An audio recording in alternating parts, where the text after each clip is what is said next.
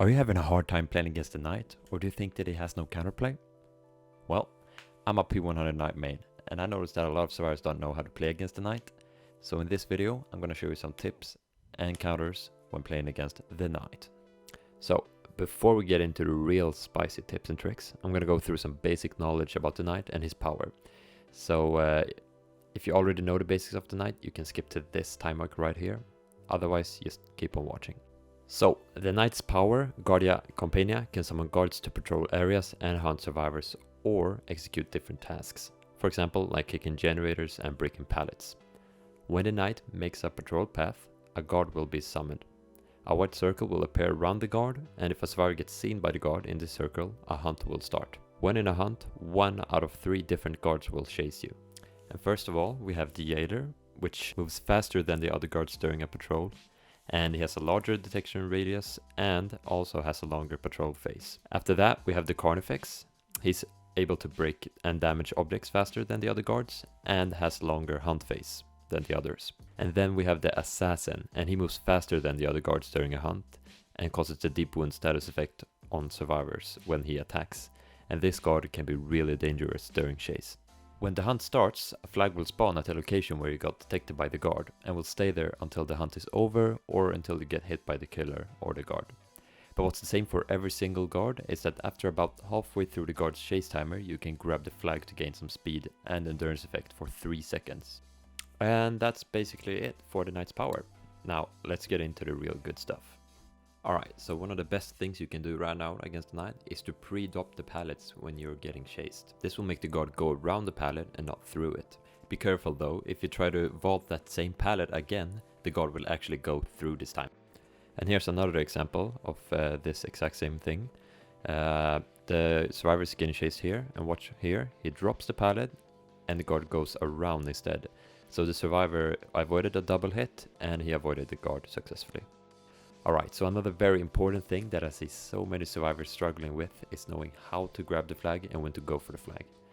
So to get the flag more consistent, there are some things to think about. For example, as we said before, halfway through the guard's chase timer, you can grab the flag to gain speed and endurance effect. But there will also be an audio cue for when you can grab the flag, and it will sound like this. So as soon as you hear that sound, you know that you can go and grab the flag. So with all that in mind, during the time that you can't pick up the flag, then we want to plan how to get to the flag without getting hit. This could be as simple as just running around an obstacle or just running in a straight line. But when you have both a guard and the knight chasing you both at the same time, things get a little bit more complicated, and especially if you're going against a good knight. So here's an example of what you can do if you get chased by both a guard and a knight at the same time. So here I'm getting chased and boom. I see that the knight is trying to cut me off. He's going for the other exit of the shack. So what I decide to do instead here is to run around the guard so I can get safely to the flag and get some good distance and just escape from the chase. So each loop and situation requires different solutions. But the main point here is try to be unpredictable and keep in your mind that the knight is probably going to try to cut you off when you're getting chased by a guard at the same time as he is chasing you. Alright, so the next topic is gonna be the fake pallet drop trick. The Carnifex is a very strong guard that can shred through pallets very fast. Most knights know this, and they will use the Carnifex to insta-break pallets as soon as you drop them. So if you find yourself in a situation where a knight is chasing you and you're at a pallet, you can fake the pallet drop, knowing he will most likely pre-place the guard to break it. This will give you a bit of distance, because when the knight starts using his power, he needs to place his guard before he can control his character again. So, if the knight places his guard and falls for the fake pallet drop, they'll have to cancel the power and redirect to get to you. Now here's an example of what to not do. Here Jeff is running, he gets to a pallet and he kind of fakes it, but he still drops it way too early. And it makes it so that I can catch up, break the pallet fast, and he goes down. So here I'm going to show you what you could have done instead. So here, what Jeff does good here is that he waits a little bit before dropping the pallet, but still he's way too eager to drop that pallet. And what happens is that I break it and he goes down. What he could do here is just wait, right? Wait and be patient and not just drop the pallet immediately. Because what I'm basically doing, I'm just waiting for him to drop it. You know, I'm just standing still until he does something.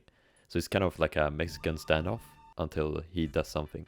So not only does this waste a lot of time and saves you a lot of seconds in chase, this also makes it so that the knight has to act, rather than him letting you screw up by dropping the pallet early.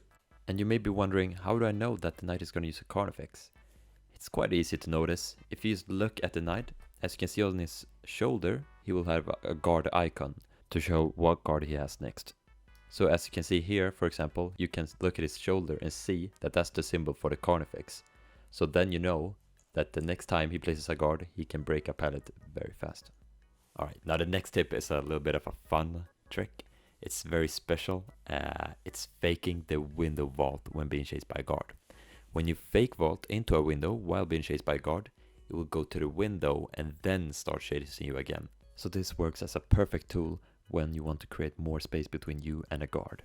So I've talked a little bit about taking the flag, but there are some cases where you don't want to grab the flag.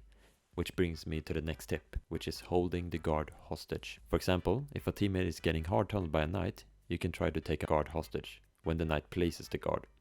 That way, the knight doesn't have any guards to help him tunnel the survivor, and it's kind of similar to with the twins, where you hold Victor hostage. But for the knight, you're going to try to stay close to the survivor that is getting tunneled, and as soon as the knight places the guard, you try to take the hunt instead of the survivor that is getting tunneled.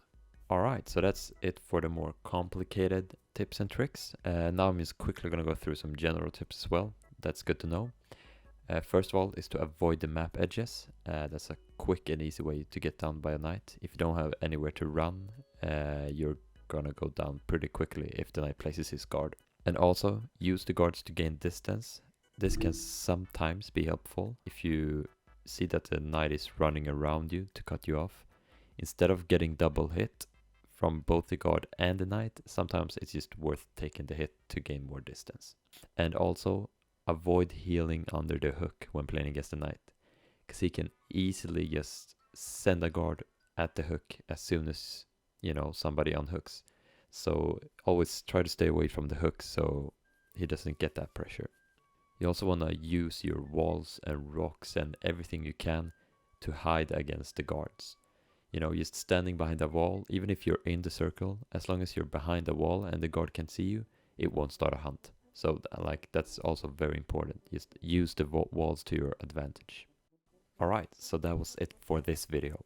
I want to give a huge shout out to Windnout for helping me record some of these clips. And I want to give a huge shout out to everybody in the Night Mains Discord. Link will be in the description if you want to join that as well. In there we, you know, talk everything about the night, and they helped me a lot to, you know, put together this video as well. So I want to thank you all for watching, and I'll see you guys next time.